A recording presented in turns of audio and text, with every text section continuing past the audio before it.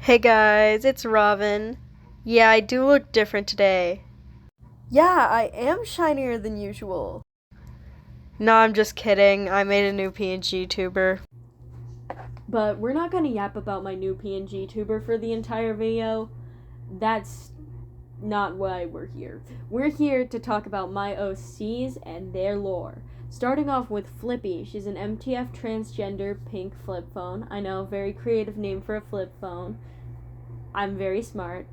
Her favorite color is pink, obviously. Her favorite genre of music is screamo. She's in a relationship with Njob. She's 15 years old, and her best friends are 80 and Njob. Um, she's based off Jaru and Y2K fashion. Roast me in the comments for saying Jaru. I don't know how to pronounce it. Anyways, on to the next character. This is Njob. They are a boba cup with the colors of the agender flag. Um, that's kind of that's not it, but that's kind of like their whole character design. Their name is an acronym. It stands for no gender, only boba, but that's not like an extensive part of their character. They work at a boba shop, which that's either like ironic or heavily creepy for a boba to work at a boba shop. So y'all can just decide what your stance is on that. They are also 15. They are in a relationship with Flippy, as I said before. Their best friends are Flippy and 80, and their favorite color is green. Favorite music genre is emo or like alt music. I think like punk, McCafferty.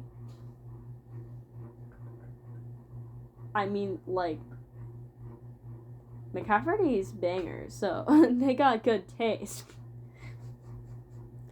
Anyways, on to the part where things get a little hectic. So, trigger warning for the following things I can think of. Mention of a cult, in case it like triggers anyone or you're uncomfortable with that. You know, the cult spawn or something. I don't support the actions or condone the actions of the cult. They're just in my lore. It is a cult. It is a fictional cult. Nobody should enact anything or believe in this cult as it is even stated to be fake in the story. Number two, there's mention of abuse. That's also triggered. Cannibalism and like extensive like mention of like severely darker topics. So any kids, I'd say click off now unless you're like I'd say like 12, 13, 14 at the least. I don't want any 6-year-olds clicking on this video because they see a cartoon chainsaw. Because like, oh wow, what bright colors you have, sir. I guess people that can handle the following, you can keep watching. But if you cannot, I would suggest clicking off. Maybe you can watch one of my like other videos. I haven't made a lot of long form content recently, so maybe I'll make other videos soon. And so if you're seeing this like later after it's posted, maybe I'll have more videos by that time. But I highly like doubt it. School's starting soon, so hey.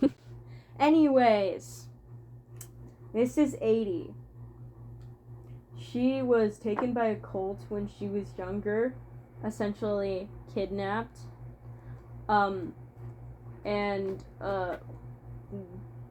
they led her to believe that she was the vessel for their fake demon, the entity, and she hears voices and sees things, but they convinced her that it's part of the whole being the vessel thing, but it's actually just stress and abuse induced psychosis causing her to hallucinate because of like all the abuse they've put on her, all the stress of being abused, that's like causing her to hallucinate.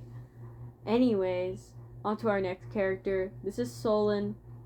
Oh wait, no. Yeah, on to our next character. I haven't really developed 80 very much. This is Solon. He is a tomato, a Solanum tomato. He has two boyfriends. Their names are Skid and Dev. I don't think I'm gonna include them in this video. They're not very lore relevant, but maybe they'll be in another video where we talk about the irrelevant to the lore characters. But his whole thing is he's trying to shut down the cult from the inside. He was one of 80's childhood friends, and he remembers her, but she doesn't remember anything. And so he's trying to expose the cult. Oh yeah, speaking of the cult, now it's that part in the video where we don't talk about characters anymore, and we talk about the organization that runs the cult and just the cult in general. So the cult is a whole organization worshipping a fake entity called the entity to try and put everyone in like this society of like sheeps where they essentially just make everyone follow them by using a cult. Kind of like in Welcome Home. Yeah. And so they are trying to take over essentially as many like areas in the world as they can, and this city is kind of like a test control thing. There's varying parts of the city. There's the outskirts, which you can see in the map. That's the parts outside of like the giant square thing in the middle. That's the Colt Combine.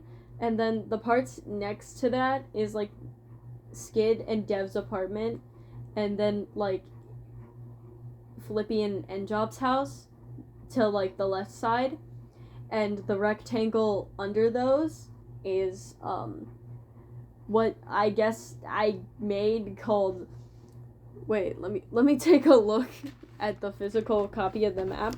It's called Crime Storm Alley. What a great name. And in the middle and to the right corner is the Cannibal Cafe. Oh yeah, onto the Cannibal Cafe. The Cannibal Cafe is a cafe in the outskirts. It's their only restaurant, by the way, other than like the dingy boba shop. No, the dingy boba shop's in another town that's nearby. The Cannibal Cafe is a cafe where they take the limbs off and like all the like face parts off of other objects, and they eat them. They eat the others because the outskirts are like poverty stricken because the government runs the cults and they want them to be like sheeps. But these are the people that don't like want to worship anything. They don't want to be controlled by the government. So their whole area is just in shambles.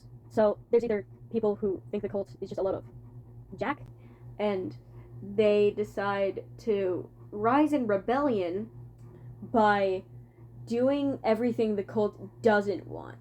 So, i.e., eating people. Yeah, that's just kind of what the cult doesn't want. They want control, not something they can't control. And what you can't control is people who eat other people. Because they do that out of their own free will, dude.